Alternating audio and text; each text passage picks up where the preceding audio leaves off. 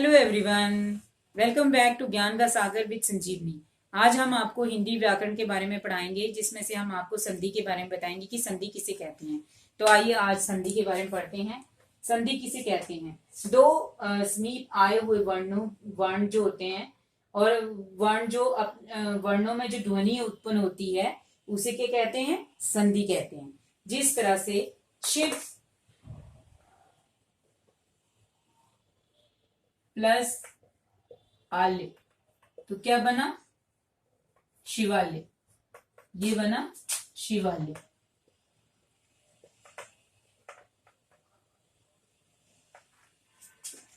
हमने जब शिवाल्य बोला तो हमने आ की साउंड तो आ रही है, लेकिन हमने वहां पे आ नहीं लिखा, आ का डंडा लगा। ठीक है, तो ये हमें ये चीज बताती है संधि कि जब हम सेंटेंस को लिखते हैं, तो उसमें हमें किन ध्वनियों का उच्चारण जो है वो सुनाई देता है। लेकिन जब हम सेंटेंस को लिखते हैं तो इस तरह से लिखते हैं। जिस तरह से हम एक सेंटेंस को लिखेंगे, जगत प्लस ईश, तो क्या बन जाएगा? ये जगदीश। क्या बनेगा? जगदीश। क्योंकि इसमें भी हमने इसी तरह से जब हम साउंड का उच्चारण करते हैं तो जगत आवाज आती है, जगत, जगदीश, जगदीश, त की साउंड भी आती है और ईस की साउंड भी आती है। लेकिन जब हम उसको लिखते हैं तो इस तरह से लिखे जाते हैं। ठीक है, तो अब हम नेक्स्ट पढ़ेंगे। अब हम संधि के प्रकार कितने होते हैं उसके बारे में पढ़ेंगे। ठीक है, संधि 3 प्रकार की होती है। पहली संधि स्वर संधि होती है, ये होगी स्वर संधि। ठीक है, स्वर संधि उसे कहते हैं। स्वर संधि किसे कहते हैं? स्वर संधि जो होती है उसमें स्वरों के जिसमें स्वरों का उच्चारण किया जाता है। ठीक है, जिसमें स्वरों का उच्चारण किया जाता है उसे स्वर संधि कहते हैं। जिस तरह से हम लिखेंगे विद्या प्लस आर्थी, क्या बनेगा? विद्यार्थी। विद्या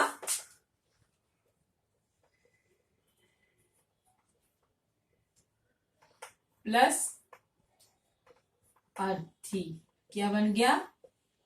अब ये कौन सी साउंड दे रहा है? विद्यार्थी। क्या बना ये? विद्यार्थी। ठीक है, अब आप बोलने में हम जब इसको साउंड को अलग अलग करके बोल रहे हैं, विद्या प्लस अर्थी, लेकिन जब हमने इसको लिखा तो क्या बना? विद्यार्थी। ठीक है, तो अब इसमें क्या क्या साउंड आई? विद्या, आ, ये क्या है हमारा? स्वर। तो ये क्या आ गया? अ। तो क्या बन गया? ये हमारा स्वर आ गया। स्वर संधि में जिसमें स्वरों के साथ परिवर्तन होता है। जिस तरह से आ प्लस अ प्लस आ, जिसमें स्वरों का उच्चारण किया गया और स्वरों के द्वारा ही उसको समझाया गया। जैसे विद्या प्लस अर्थी, विद्यार्थी, आ प्लस आ प्लस आ, स्वरों का ही उच्चारण किया गया, उसको क्या कहेंगे? स्वर संधि। ठीक है, एक्शन। अब हम पढ़ेंगे संधि का दूसरा प्रकार, व्यंजन संधि। क्या पढ़ेंगे? व्यंजन संधि। अब व्यंजन संधि किसे कहते हैं? व्यंजन संधि में क्या होगा कि व्यंजन संधि के या स्वरों के साथ उसका मेल होने से जो व्यंजनों में परिवर्तन आता है उसको क्या कहते हैं? व्यंजन संधि। व्यंजनों के साथ या स्वरों के साथ मेल होने से जो व्यंजनों में परिवर्तन आता है उसको क्या कहते हैं? व्यंजन संधि। जैसे हम लिखेंगे तलीन, तलीन लिखेंगे त, ये आ गया हमारा त। ठीक है, ये हमारा आ गया त प्लस लीन, क्या आ गया? तलीन। लेकिन जब हम इसको इस तरह से हमने साउंड के अकॉर्डिंग इसको लिख लिया, लेकिन जब हम इसको यहां पे लिखेंगे तलीन, तो हम इसको इस तरह से लिखेंगे त ल आधा और लीन। क्या बन गया ये? तलीन। क्या बना? तलीन। अब हम इसमें देखेंगे कि हमने यहाँ पे जब साउंड के अकॉर्डिंग हमने पढ़ा तो त प्लस लीन आया, लेकिन जब हमने यहाँ पे लिखा तो तलीन आया। ठीक है, तो हम इसको जिस तरह से हमने आपको स्वर संधि में बताया उसी तरह से मैं आपको बताती हूं कि जैसे इसमें क्या मेन चीज आई, त आया प्लस ल और ल आया ना इस तरह से। तो क्या आ गया इसका? क्या आ गया? इसका आ गया त और ल, त और ल। लेकिन जब हम इस तरह से लिखेंगे तो इस तरह से ये हमारा सेंटेंस आया।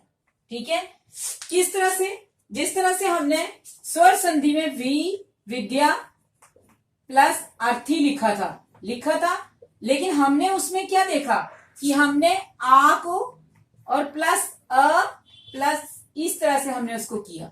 ठीक है, अब हमने इसमें देखना है कि इसमें क्या क्या दो ऐसे सेंटेंस आए हैं जो इस वाक्य को जोड़ रहे हैं। त प्लस ल, त आया, लेकिन इसमें एक नया सेंटेंस जुड़ा, ल आधा जुड़ा ना, आधा ल। तो हमारे पास क्या आएगा? ये क्या आया इसका? ये इस तरह से आ गया हमारा। ठीक है ना, तो ये हमारा सेंटेंस आ गया। ठीक है, तो ये क्या आ गई हमारी? व्यंजन संधि। अब हम पढ़ेंगे संधि का तीसरा प्रकार। तो तीसरा प्रकार क्या है हमारा? फर्स्ट हमने पढ़ा स्वर संधि, सेकंड हमने पढ़ा व्यंजन संधि, और थर्ड हमारा आ गया विसर्ग संधि। थर्ड क्या आ गया हमारा? विसर्ग संधि। थर्ड आ गया हमारा विसर्ग संधि। अब हम आपको बताएंगे कि विसर्ग संधि किसे कहते हैं। विसर्ग संधि में जो स्वर और व्यंजन, विसर्ग में जो स्वर और व्यंजन उसमें परिवर्तन लाते हैं उसको क्या कहते हैं? विसर्ग संधि कहते हैं। ठीक है, तो अब हमने यहां पे लिखा, जैसे ये आ गया हमारा निरकार, निराकार, नी प्लस आकार। तो हमने जब यहाँ पे इसको आगे सेंटेंस को लिखा तो ये बन गया निरंकार। क्या बना? निरंकार, निराकार, निरंकार, निराकार। ठीक है, तो ये हमारा क्या बन गया? नी प्लस आकार, निरंकार। क्या बना? निरंकार। ठीक है, तो अब हमारा आ गया नेक्स्ट निश्चल। विसर्ग किसको कहते हैं बच्चों? विसर्ग ये चीज जब हमारे आ, अंग, ये सब चीजें जो बिंदियां हमारी लगती हैं, ये क्या होते हैं हमारे? विसर्ग। क्या होते हैं हमारे? विसर्ग। तो यहां पे हम लिखेंगे निश्चल। जब हमने विसर्ग के साथ हमने संधि के रूप में उसको लिखना है तो हमने इस तरह से उसको लिखना है। संधि विच्छेद होता है कि अक्षरों को आप अलग अलग करके लिखते हो, उसका विभाजन करके लिखते हो। जैसे आप बताते हो कि इस अक्षर की जो साउंड है वो आपको क्या बता रही है, आप उसकी अक्षर की जो ध्वनियां होती हैं, जो उसकी साउंड होती है, आप उसको डिस्क्राइब करते हो, फिर आगे उस सेंटेंस को लिखते हो। ठीक है, तो जब भी आपने संधि के बारे में पढ़ना है तो आपको पता होना चाहिए कि संधि, इस पूरी संधि में आपको आपने प्रकार भी पढ़े, सब कुछ पढ़ा, लेकिन इस संधि में आपको यही चीज मेन आपको पता चलनी चाहिए कि संधि वो चीज है जो हमारी अक्षरों को ध्वनियों के अकॉर्डिंग डिवाइड करती है और हम उस अक्षर को आगे चुन के लिखते हैं। जैसे अब अक्षर है, हम उसको डिवाइड करेंगे, उनकी ध्वनियों को डिवाइड करेंगे, फिर आगे उस अक्षर को पूरा लिखेंगे। तो ये क्या बन जाएंगी हमारी? क्या बन जाएंगी हमारी? संधि। ये हमारी बन जाएंगी संधि। लेकिन जो अभी हम पढ़ रहे हैं वो विसर्ग संधि है। ठीक है, जिसमें मैंने आपको बताया नी प्लस छल, तो क्या बनेगा? निश्चल। क्या बन जाएगा? निश्चल। ठीक है, ये बन गया निश्चल। ठीक है, तो ये हमारी आ गई विसर्ग संधि। अब आपको मैंने पूरे अच्छे से संधि के बारे में जो है वो बता दिया है। अगर आपको किसी को भी इसके बारे में कोई भी डाउट है तो वे मेरे से क्वेश्चन पुट कर सकता है। वे मुझे कमेंट बॉक्स में जाके मेरे से क्वेश्चन जो है वो पूछ सकता है। और जिसको मेरा ये अगर वीडियो अच्छा लगा है तो वे मुझे लाइक भी कर सकता है और कमेंट के थ्रू जो है अपने क्वेश्चन जो है कोई भी क्वेरी है वो मुझसे पूछ सकता है। धन्यवाद।